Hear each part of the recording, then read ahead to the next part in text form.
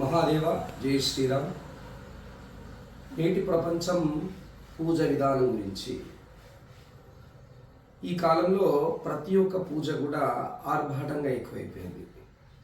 ఆర్భాటాల వల్ల ఏ దేవుడు కూడా ఎవరిని అనుగ్రహించడు. ఆర్భాటాలు అని అంటే నేను పూజ చేసేది ఇంకొకరు చూస్తున్నారా లేదా, ఈ పూజ కొరకు మరి డెకరేషన్ అధికంగా చేస్తే బాగుంటుందా.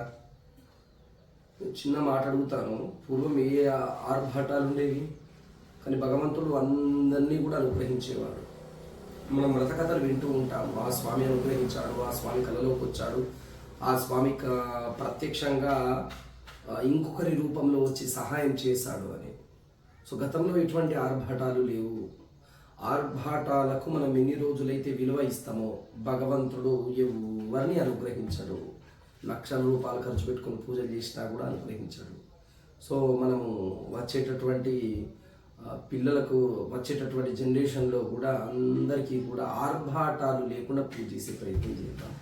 మొట్టమొదటిగా చెప్పేది ఏంటంటే, భగవంతుడు అంటే భక్తి కన్నా ఎక్కువ భయం అనేది ప్రధానంగా ఉంటే భగవంతుడి యొక్క పూజకు ఒక అర్థం ఉంటుంది. ఎందుకంటే ఆలయం వెళ్ళి భగవంతుడి కన్నా ఎక్కువ ఇంకొకరి గురించి మాట్లాడేటటువంటి సందర్భాలే అధికంగా ఇప్పుడు కనబడతా ఉన్నవి.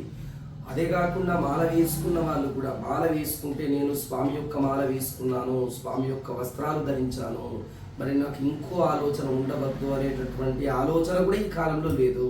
సో మాల వేసుకున్నా కూడా నార్మల్గా మాల వేసుకోకుండా ఎటువంటి మాటలు మాట్లాడుతూ ఉన్నాము, అటువంటి విధంగానే ఆర్భాటంగా తయారైపోయింది. గమనించండి, మారండి. మన హైందవ సాంప్రదాయంలో చాలా విశేషమైనటువంటి పూజ, మాల, దీక్షలు ఇవన్నీ కూడా ఆలోచించండి. శుభమస్తు.